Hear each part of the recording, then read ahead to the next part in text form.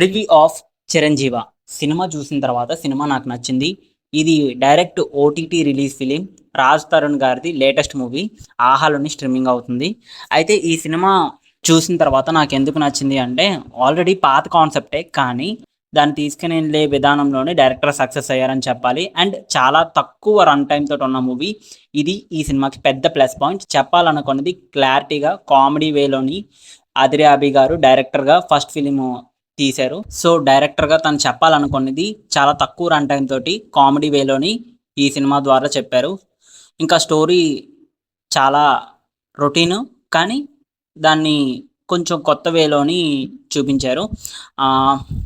Story ఏంటంటే ఎవరైనా రేపు చచ్చిపోతారు అని మనకి తెలిస్తే మనం ఏం చేస్తాం? వాళ్ళ చావు రాకుండా ఆపుతామా? ఆపగలమా? ఆపలేం కదా. సేమ్ మన హీరో కూడా ఒక పవర్ అనేది వస్తుంది. నుదుటి మీద భవిష్యత్తు తెలుసుకునే ఒక పవర్ అనేది హీరోకి వస్తుంది. అప్పుడు హీరో ఏం చేశాడు అన్నదే స్టోరీ. ఫస్ట్ హాఫ్ అంతా కూడా కొంచెం కామెడీగా వెళ్ళిపోతుంది. సెకండ్ హాఫ్ వచ్చేసేటప్పటికి సీరియస్ అయ్యి ఆడియన్స్లోనే ఒక క్యూరియాసిటీ అనేది ఉంటుంది. అంటే ఏం జరగబోతుంది అన్నది. సో సినిమా అయితే బాగా తీశారని చెప్పాలి. అదిరే అవి ఒక కామెడియన్గా చూసాం. ఫస్ట్ టైం డైరెక్టర్గా ఒక ఫిలిం ఎలా టేకింగ్ చేశాడు, ఎలా డైరెక్ట్ చేశారు అని తెలుసుకోవాలని అనుకుంటే చిరంజీవి సినిమా అయితే చూడాల్సిందే. ఇది వన్ టైం వాచబుల్ మూవీ అని చెప్పాలి.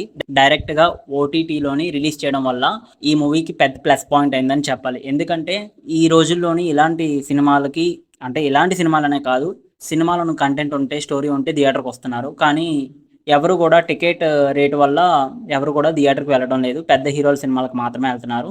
రాజ్ తరుణ్ గారు ఓటీటీలో రిలీజ్ చేయడం వల్ల ఒక పెద్ద ప్లస్ పాయింట్ అయింది. అది హిట్ అయినా ఫ్లాప్ అయినా ఓటీటీ కాబట్టి పెద్దగా ఎవరు పట్టించుకోరు. కానీ సినిమా అయితే బాగుంది. One time watchable movie. ఒకసారి అయితే చూడొచ్చు. ఈ వీకెండ్కి ఒక మంచి కామెడీ అండ్ డ్రామా మూవీ చూడాలని అనుకుంటే చిరంజీవి మూవీ మీకు సూట్ అవుతుంది.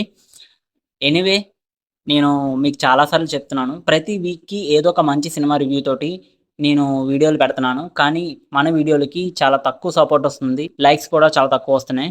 సో మీ సపోర్ట్ నాకు ఎప్పుడూ ఉండాలని కోరుకుంటూ, మన ఛానల్కి ఎవరైనా కొత్తగా వచ్చినట్లయితే సబ్స్క్రైబ్ చేయండి. పక్కన ఉన్న గంట సింబల్ మాత్రం క్లిక్ చేయడం మర్చిపోవద్దు.